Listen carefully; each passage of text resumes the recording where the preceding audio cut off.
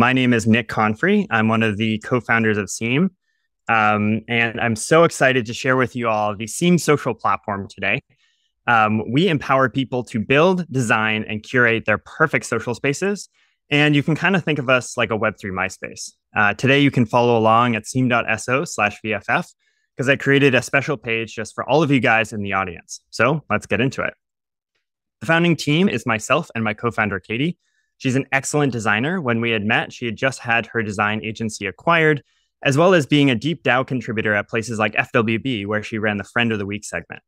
Myself, I have a background as an engineer at Facebook. I was on the new product experiences team for 5 years, where I built new 0 to 1 social networks, and we were really trying to find the next Instagram. When we put our backgrounds together, though, Web 2, Web 3, engineering, and designer, we really realized that this is the moment to disrupt Web 2 social. On Web 2 social, because of the advertising business model, we constantly had to hold everything closed source. When I was on the groups team in 2016, I got constant feature requests to build new functionality, but I couldn't because time spent is zero sum, and time spent playing with fun and interesting features is time not spent looking at ads.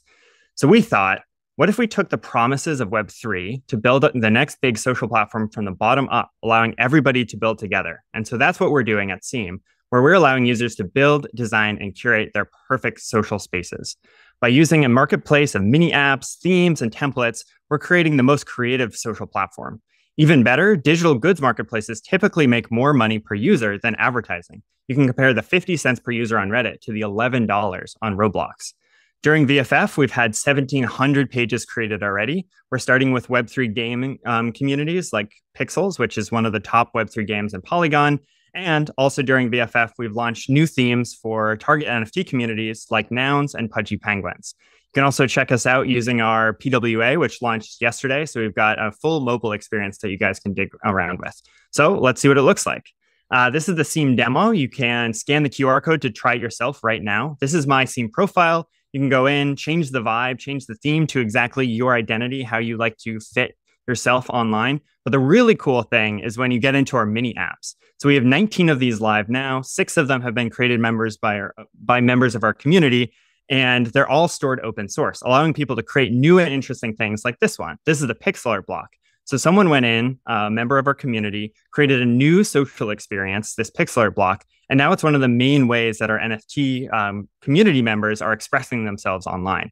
So we think that this unlocks a really cool new network effect not seen in Web2 social platforms, where new users come in, rip and remix existing features of the platform, release them to other people, and then the functionality of Seam becomes more creative than ever before.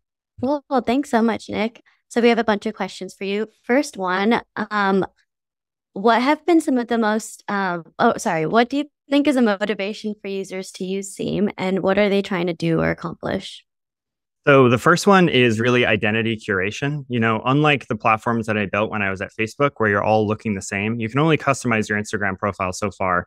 And I think the promise of Web3 is that you can really, stitch the internet together and break down these walled gardens. So when people come for their NFT community, whether that's Nouns or Pudgy Penguins or something like that, they can customize their background to be exactly for that community. They can create a pixel art block and do a proof of work of painstakingly, creating a new avatar using those blocks. And so, I think there's a lot of people who just want a more fun, more customizable internet, throwing it back to like the MySpace days or Tumblr days of the early internet.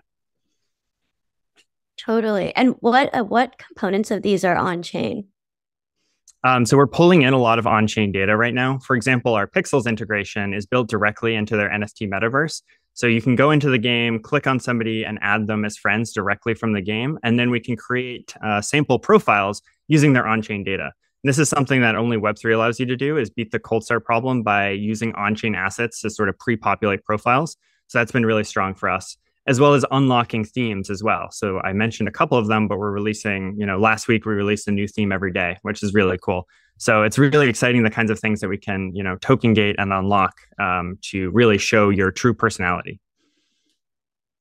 Got it. So you mentioned gaming. Well, Cameron asked, how do you think about distribution? Is there a link in bio or some other strategy? Yeah, so we built a full link in bio experience. So you can share, I'm seam.so/Nick. That's what I use as my link in bio everywhere. So people definitely do that. Distribution on Web2 platforms is definitely going down.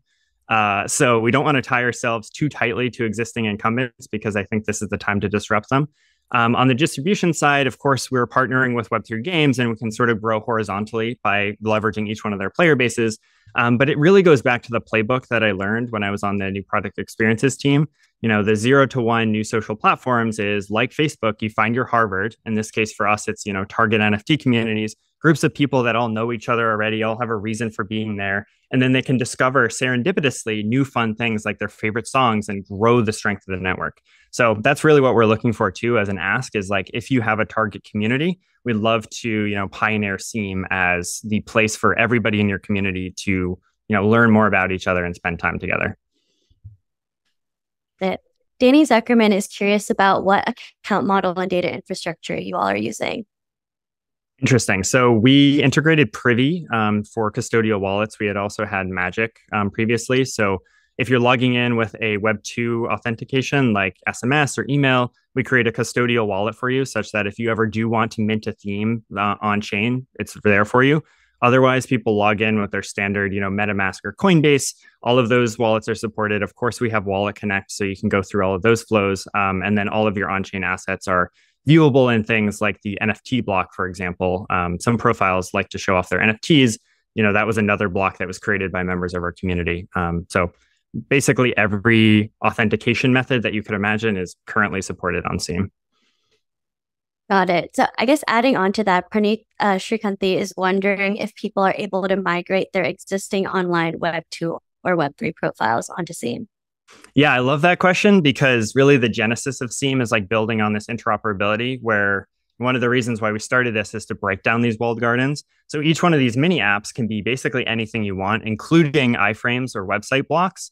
So for example, you can hit the random button on Seam and see for yourself, but there's a bunch of people who have taken like their existing website and put that in there or put their, Web3 social gallery.so and put that in there. And so you can actually have a comprehensive page that encompasses everything about your online identity just by embedding it directly. So that's one of the really cool things about this block model is it really can pull from all areas of the internet onto this one composable page that then you can build up from there. Got it. So one last question I'll ask is, what's the value proposition for games and communities to use Seam versus alternative social graphs, so things like Lens or Farcaster? Lens and Farcaster are both skeuomorphically Web2. And that, you can just share Twitter posts, which is fun, don't get me wrong. But we're trying to be really the home for your close friends and community. And that looks like a lot more customizing your space to really feel like yourself. Social media today has really collapsed us down into this two-dimensional view of who we are. We're using the tools that they have decided that we can use. Seam actually allows you to break out of those molds and share your favorite song on Spotify or YouTube or SoundCloud, whatever you want, put it all there. And so communities really get to serendipitously discover new things about each community member in a way that you never could on, Farcaster, for example. Got it. Thanks so much, Need.